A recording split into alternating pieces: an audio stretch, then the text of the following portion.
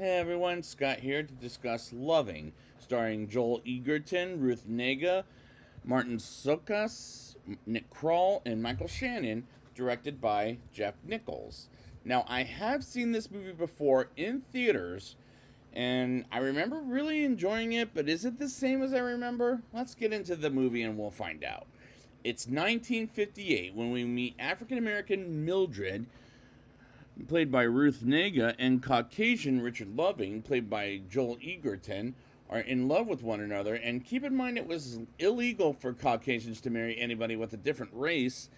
And they're deeply in love when they hang out with some African American folks like Virgil, Garnett, Raymond, and Percy, as Richard works as a builder of buildings, whom I'm guessing is not an architect, while he buys a land where he's going to build a house there, which is a beautiful location, and the cinematography looks very good. And I do like Richard and Mildred as a couple for this entire movie, as they're a very happy couple for a very unfortunate time of the law. And Mildred tells her sister, I think her name is like Musil or something like that, she's pregnant with a baby, and Richard goes to his mother Lola's place to fix an engine to a car with an African American butler of Lola's named Theo Theoliver, I think is what he's called. I forget though. And I really like this, as it will get a little rough at times as far as race is concerned. And believe me, I'm not a racist by any means necessary, so I'm not comfortable with calling these characters anything but what I have called them so far in the show. Richard and Mildred get married and put their marriage certificate on the wall telling people they're married, as the sheriff's office was looking for Richard, as Lola told them nothing about where Richard and Mildred are, as they have dinner with some friends. And I brought up earlier in the movie and that I brought up at one point in the show, and later at night the sheriff's office break into the house and arrest both Richard and Mildred and put them in jail, as that was pretty damn depressing, as Richard gets out of jail, but not Mildred. And despite I do like the movie, but man, does it feel depressing. Richard signs his bailout and says he needs to talk to the judge about taking Mildred out of jail on a Monday. And what is it, Friday or something? As it's never said, while Richard learns maybe somebody told the sheriff about their marriage behind his and Mildred's back, but he's depressed because he can't get her out of jail and tries again on a different day, but he still is getting the same stupid answer, which is talk to the judge on Monday. And Sheriff Brooks, played by Martin Sukas, talks with him. It's against the law for a Caucasian to marry an African American, but Richard refuses to believe it, and believe me, so do I. And this movie does have some great shots from start to finish, as Mildred is bailed out thanks to her father bringing her back home, and they bring her inside the house. And I felt bad for Richard and Mildred, as they had a rough time getting their marriage legal in the state of Virginia. Richard visits Mildred at her home, and he leaves as Mildred's sister sees Richard leaving, which was awkward, as the next day comes and Richard and Mildred visit their lawyer Frank Beasley, as he advises them to play guilty and get out of the state after going into court with Judge Basil, who is not approving of Caucasians and African Americans marrying one another, as they leave town and the state so they can happily live someplace else, where Virginia is filled with people who don't believe in race marriages, as they're racists. I don't know about today, but I'm talking about back in the day. So any Virginia viewers out there, I'm sorry. That was what happened back in the day.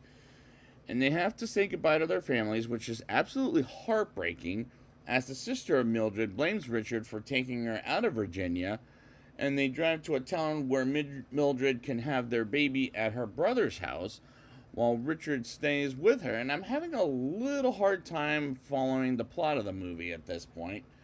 Richard goes to work in Virginia while Mildred goes grocery shopping, and are living a happy life at their new house, as it doesn't suit them.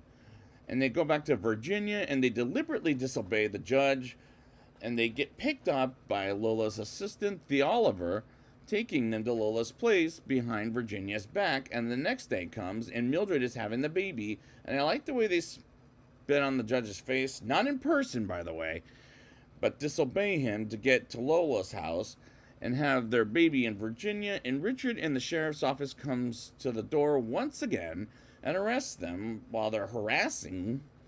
And why in the hell are they harassing them for having a baby in Virginia? As that's complete not only harassment but racism of the Virginia sheriff's office. While Frank comes to the courthouse as the judge puts them in position to go to Washington, D.C. as time has passed, we're in the 1960s, and they have a couple of more kids. Sydney, Donald, and Peggy, I think is what their kids' names are. And they seem like a great family of 5. And the movie works as a drama as they want to fight for the civil rights in Virginia, which will lead to the next hour of the movie. Mildred gets a call from ACLU, which is known as American Civil Liberties Union, about how much they want to take their case, as Robert Kennedy Ford did a letter to them as their new lawyer Bernie Cohen, played by Nick Kroll, wants to take care of Richard and Mildred as they want to go back to living in Virginia, which is where they're from, and they want to go back desperately, despite Judge Basil said for them to never return to their home ever again, as this feels like a miracle for them. But they unfortunately declined the lawsuit, which is sad and messed up as it is, which is true in life. And I'm not a huge Nick Kroll fan, but he does pull off a good performance. The kids play a little baseball while one of the boys, Donald, is hit by a car, and Mildred is shaken up by what happened to Donald, to the point she wants to go back to Virginia to raise her family there, and decides to go back to Virginia and visit friends and stop by Lola's house. Well, I was scared for the family at this point. A friend pulls up to Lola's house, and Richard and Mildred meet with Bernie and another lawyer. As they learn they're going to be on Time magazine, they're approached by the photographer, Gray Villet, something like that, played by Michael Shannon, as he gets his article as well as a homemade dinner in the Lovings household, and finishes up his article and watches them watch the TV. And I like the character Michael Shannon is playing, as this is his, 4th encounter, not counting that movie I didn't review that was Jeff Nicholas's first film because it's not available on streaming. But yeah, he was only in this scene in the movie, but it works. But despite it was late in the movie, but I usually like seeing this guy in many movies, including the ones that I've reviewed him in before. Richard and Mildred approached on the street by a couple of reporters, and Bernie saying that they will never have any trouble with the sheriff's office in Virginia ever again. And the next day, Richard gets a bricked newspaper in his car by someone who believes race marriage is illegal. And at one point, Richard drives faster than usual to get home, as he's led to believe someone is following them, and tells one of the kids to call up Raymond for help, which Richard stands his ground outside of his house as Raymond is there. And the next day comes and someone attaches the telephone in their house.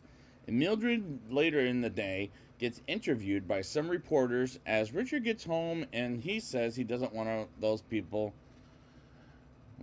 at their house as he's not comfortable with them, as they film Richard while Raymond shows Richard about a race war place he invented, and by race I mean race cars, and have a drink with Richard, Raymond, and a couple of other friends, which are very well acted scenes, while one of the friends takes it too far by him telling Richard he's white, and that was again a well acted scene.